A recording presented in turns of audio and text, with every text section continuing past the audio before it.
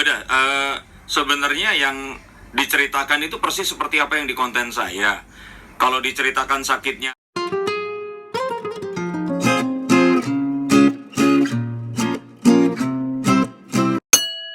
yaudah, sebenarnya yang diceritakan itu persis seperti apa yang di konten saya. Kalau diceritakan sakitnya apa, Mbak Yu itu ya sakit yang memang persis sama seperti yang saya dengar juga di konten saya. Kalau riwayat asma dia pernah cerita juga. Terus kakinya itu kan ada uratnya yang juga ceritanya itu harus dipotong sehingga dia berdirinya nggak bisa stabil lagi. Terus kondisi saat dia ini makannya sedikit tapi malah tambah gemuk seperti itu. Selain itu nggak ada yang serius. Nah, cuman kalau masalah kapan dia meramalkan itu ya seperti apa yang kemarin saya lihat seperti yang dilihat sama semua orang di konten saya, di mana beliau itu mengucapkan satu angka, tetapi angkanya sebenarnya bukan yang seperti itu, karena kalau angka di situ tuh kan angka yang disebutkan itu kan angka sebenarnya bukan itu, tapi angkanya lebih cocok lagi. Nah, angkanya lebih cocok lagi itu berapa? Saya bilang dia akan sebelum umur tertentu dan dia nanti akan di bulan apa seperti itu.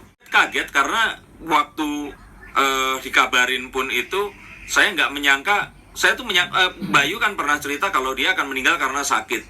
Nah, saya nggak akan tahu kalau sakitnya itu semendadak itu gitu loh. Kalaupun sakit itu kan biasanya sakit dalam bentuk misalkan berapa minggu di rumah sakit terus baru meninggal. Nah, ini kejadiannya itu tiba-tiba mendadak meninggal. Terus ceritanya kan kalau yang saya dengar kan jatuh dari kursi roda tuh seperti itu. Itu sesuatu yang pasti kematian yang terjadi secara nggak bisa diperkirakan, karena pas dibawa pun ke rumah sakit sampai akhirnya nggak berapa lama kan meninggal dunia. Jadi kalau dibilang kaget ya kaget, walaupun saya tahu tentang apa kemarin yang terjadi itu gitu. Jadi saya kenal beliau itu dari 3,5 tahun yang lalu. Cuman terus semakin akrab itu dari tahun 2019 saat saya ngonten YouTube.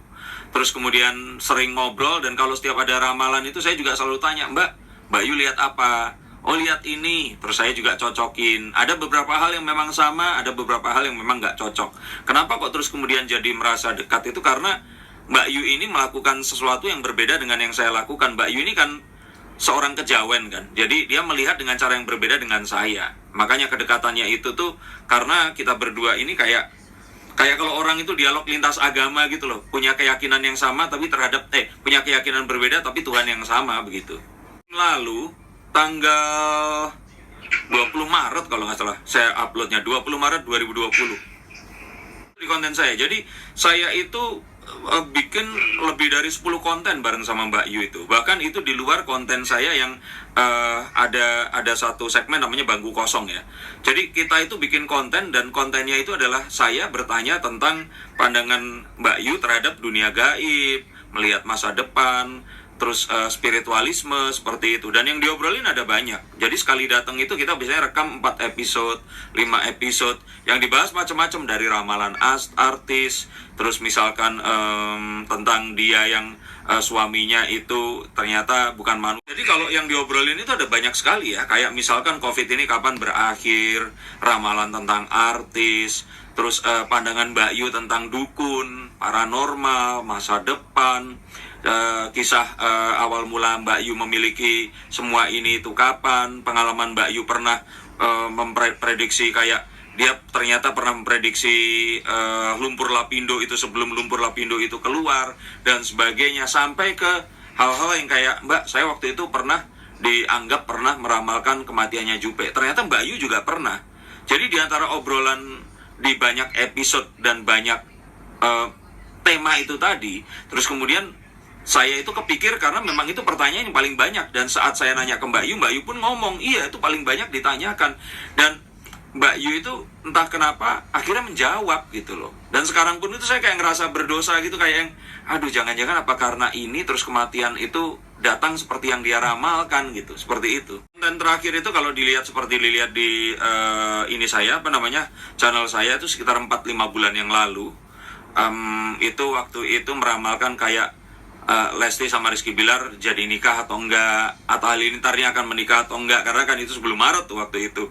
Terus menjawab tentang perseteruannya dengan Deddy Corbuzier, terus ngobrolin tentang Mbak Yu yang dituduh ingin melengsarkan Jokowi dan sebagainya, itu ada kok, ada di konten saya, di channel saya.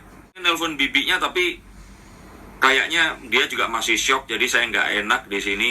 Lebih ke saya nunggu sih, paling nggak lewat 3 hari, yang mana hari ini ya, ketiga harinya itu saya mungkin akan baru berani ngubungin, karena pasti masih banyak hal yang dengan mendadaknya ini tadi itu kayak saya nggak pengen mengganggu semua hal yang memang harus diberesin dan lebih prioritas.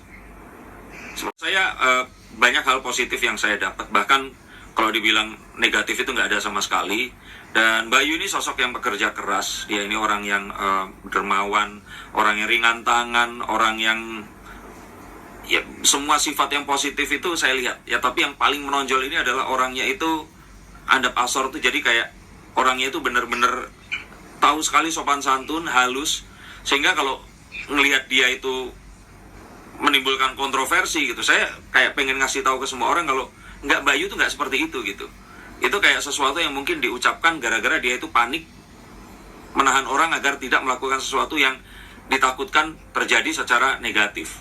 Karena kalau kita ngomong sendiri kan dari bahasa Jawa, Mbak Yu itu artinya kan saudara tua, Mbak Yu gitu, seperti itu. Jadi posisinya dia itu selalu ingin mengingatkan dan menganggap orang-orang ini adalah adik-adiknya yang harus dituntun jalannya, seperti itu.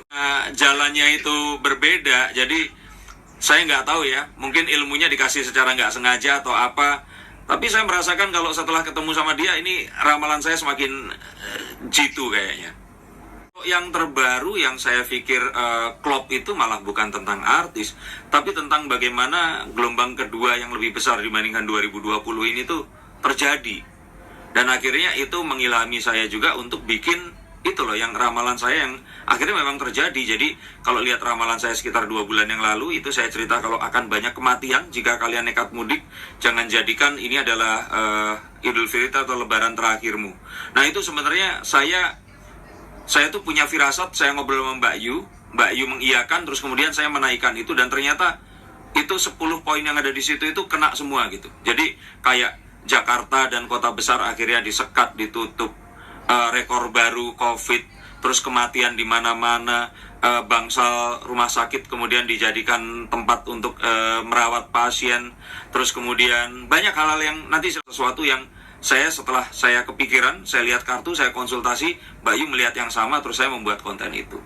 Nah kalau yang lain-lain sih saya pikir ya hal-hal yang ya kayak Rizky Bilar sama Lesti akhirnya menikah itu sebenarnya Mbak Yu juga sudah ketahui, tapi mungkin dia nggak sempat ngomong, terus kejadian yang sekarang ini banyak sih hal-hal yang lain yang belum naik itu, tapi itu kayak obrolan via telepon atau WhatsApp aja gitu.